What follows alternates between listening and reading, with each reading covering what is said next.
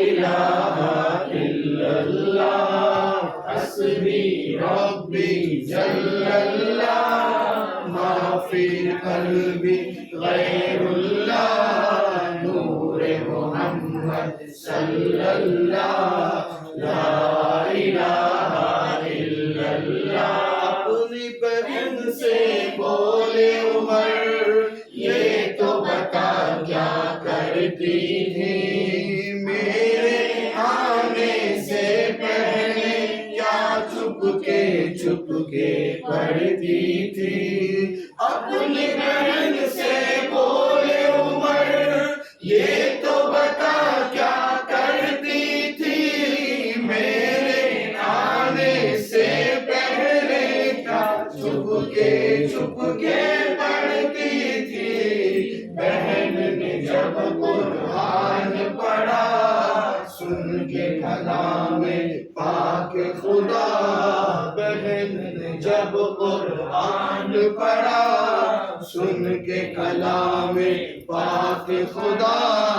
دل یہ عمر کا بول اٹھا لا الہ الا اللہ حسبی ربی جل اللہ ما فی قلبی غیر اللہ نور محمد صلی اللہ لا الہ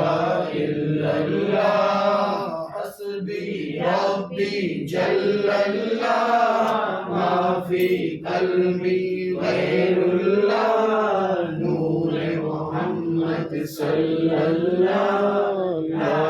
الہ الا اللہ ماشاءاللہ کے الفاظ یہ تھے حلیمہ جس بچے کو تو نے پیچھے جولی کے اندر ڈالا ہے وہ کوئی عام بچہ نہیں ہے اسے اٹھا اور آگے لے پھر میری رفتار دیکھ جب حلیمہ نے اس بچے کو آگے لیا فرمایا جاتا ہے وہ اونٹنی بجلی کی رفتار سے دوڑنے لگے جو پہلے بچے لے کر نکل گئے تھے وہ لوگ پریشان ہو گئے حلیمہ کی چال دیکھ کر وہ راستے میں آواز دینے لگے اے حلیمہ مکہ جا کر اونٹنی بدل دی مکہ جا کر کیا سواری بدل دی حلیمہ جھوم کر کہتی ہے سواری نہیں بدلی سوار بدل چکا ہے سواری تو وہی ہے بس سوار بدل چکا ہے بس یہ کہتے ہوئے جھومتے ہوئے اپنے قبیلے میں پہنچ گئی اب آخری بات کر کے اپنی بات کو ختم کروں کہ رات کا جب سناٹا ہوتا ہے نا تو چھوٹی چھوٹی اپنے بچیاں آپ نے دیکھا ہوگا کسی بہن کا اگر بھائی پیدا ہوتا ہے نا وہ چھوٹی بچی اپنے بھائی کو ننھی سی گود میں لے کر لوگوں کو دکھانے کے لیے نکلتی ہے کہ دیکھ میرا بھائی کا یہ چہرہ ہے دیکھ یہ میرے بھائی کی آنکھیں اگر کسی کا بھائی کالا کلوٹا بھی ہو تو لوگوں سے فخر سے کہتی ہے ارے کلر سے کیا ہوتا ہے دیکھو اس کا نقشہ کتنا اچھا ہے آنکھیں کتنی اچھی ہے ہر کوئی اس طرح تعریف کرتا ہے فرمایا جاتا ہے حضور کی سگی بہن نہیں تھی مگر آپ کی رضائی بہن تھی حضرت ماں حلیمہ کی ایک بیٹی تھی جب رات کا سناٹا ہوتا اس بنو سعد کی جو دوسرے لوگ تھے جب وہ اپنے بھائیوں کو لے کر نکلتی یہ بھی نکلی جب لوگوں نے اپنے اپنے بھائیوں کی تعریف کی کوئی کہہ رہا دیکھ میرے بھائی کا کلر کتنا سنا ہے کوئی کہتا دیکھ میرے بھائی کی آنکھیں کتنی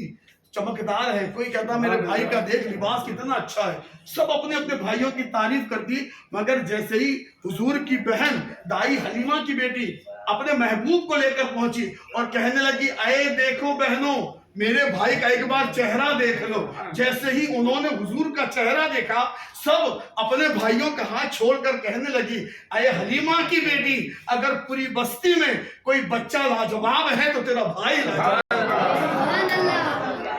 یہ حقیقت حضور کی تھی کہ اپنے تعریف کریں یہ الگ ہوتا ہے مگر حضور کا چہرہ وہ تھا کہ غیر بھی دیکھتے تو پکار اٹھتے تھے کہ آپ کا سایہ تو کیا ثانی بھی کوئی نہیں تلاش کر سکتا اسی لیے تو کہا گیا تھا کہ حضور کا چہرہ وہ چہرہ تھا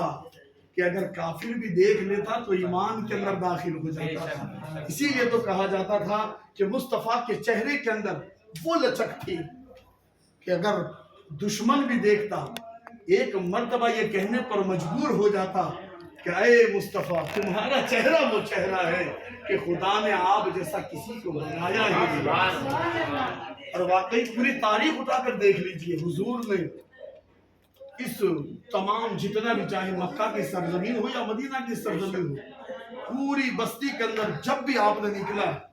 تو آپ کی زبان کا اثر وہ تو تھا ہی، مگر اس کے ساتھ ساتھ جو آپ کا چہرہ دیکھتا تھا وہ بھی آپ کا دیوانہ ہو جاتا۔ ایک واقعہ ایسا بھی ہے کہ ایک انسان غار میں چھپا ہوا تھا، حضور کے انتقال کے بعد حضرت ابوبکر صدیق جب